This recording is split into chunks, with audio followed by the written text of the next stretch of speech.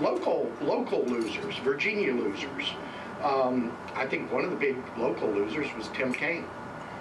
You know, you ask people, well, tell me exactly now, what did Tim Kaine accomplish when he was governor?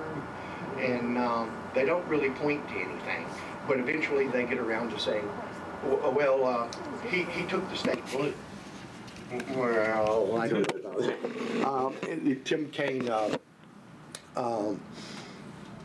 by the time, you know, Kaine was out of office for, well, he wasn't even out of office, he was finishing his term. We'd already had the three constitutional offices, governor, lieutenant governor, and attorney general, that had already been decided, and they all won by double-digit amounts. So I don't think he took the state blue. But then after flubbing in Virginia, he went on to be the DNC national chair. I mean, it's almost like the Republicans are getting to pick who the Democrat leaders are. You know, two other losers, or losers to be, Jim Webb and Mark Warner. I should think they know that their time in elective office is somewhat limited at this point. Where do we go from here? You know, the media, and when I say the media, I mean Fox News, because I only watch MSNBC when there's commercials. Yes.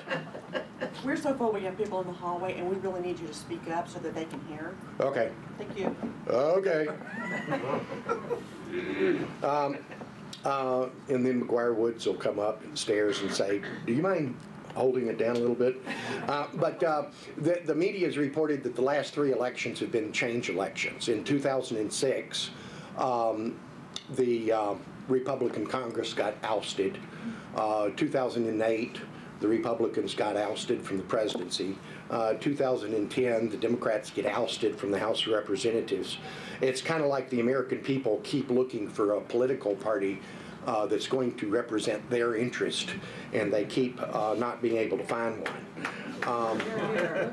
The good news about that, though, is that there were some major races in this election where one of the mainstream parties came in third. You know, the governor's race out in Colorado, the Republican came in third. The Senate race down in Florida, the Democrat came in third. So if the Republican establishment decides once again we won the election, now we can do anything we damn well please, they might want to think about coming in third. Because I don't think the people are going to put up with that. The last three election cycles, though, it's almost like the American people are a ping pong ball being batted back and forth by two players who can't win. You know, there's no end to this match. And maybe the end of the match is when someone else steps forward and says, I can do this. At the national level, I don't think it's going to take that long to determine whether the Republicans are going to pan out or not. Hopefully. I hope we don't see the Republicans returning to their strategy of preemptive capitulation. But you just never know. But where they could start, which would be a good indication of whether they're going to pan out this time or not.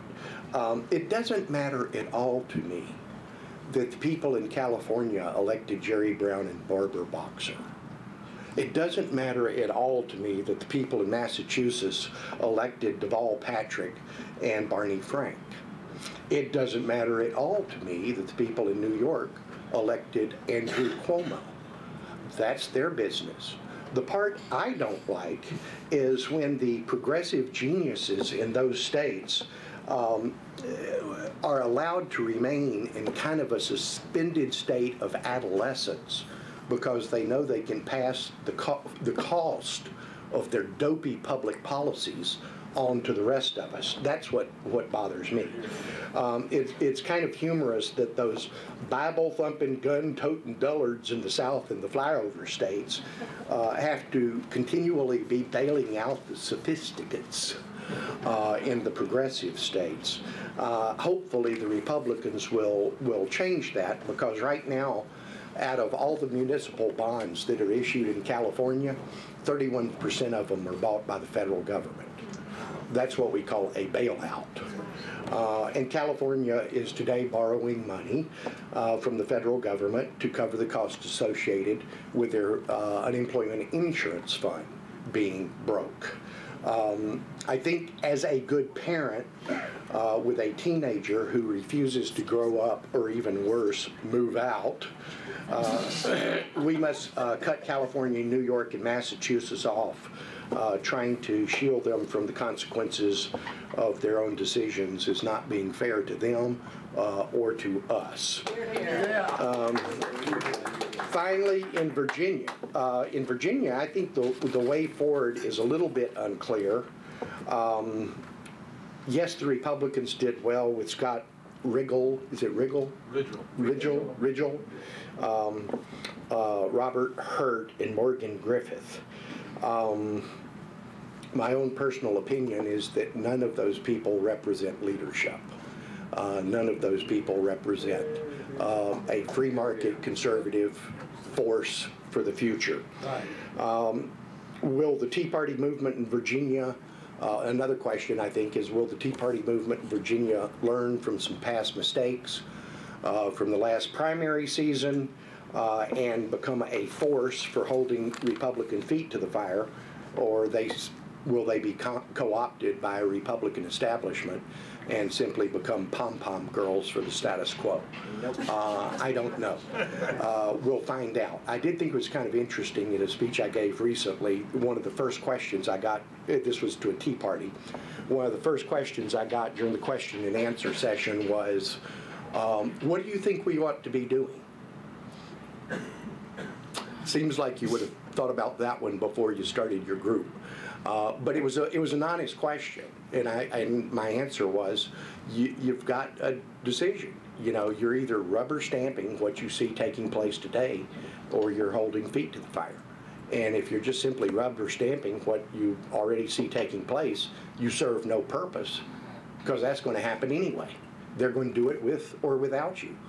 So if you're not going out there and making sure these people understand that there's an agenda and they're going to be part of it, or they're going to be part of the private sector, what use are you?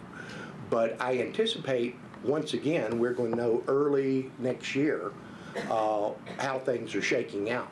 Because one of the things we're going to do today is talk about the legislative agenda for 2011. And it will be interesting to see the Tea Party's reaction to the people who did not support that agenda, because next November all 140 members of the General Assembly are up for election, and this is where we reward them with another term for a job well done, or where we just kick them out, one or the other.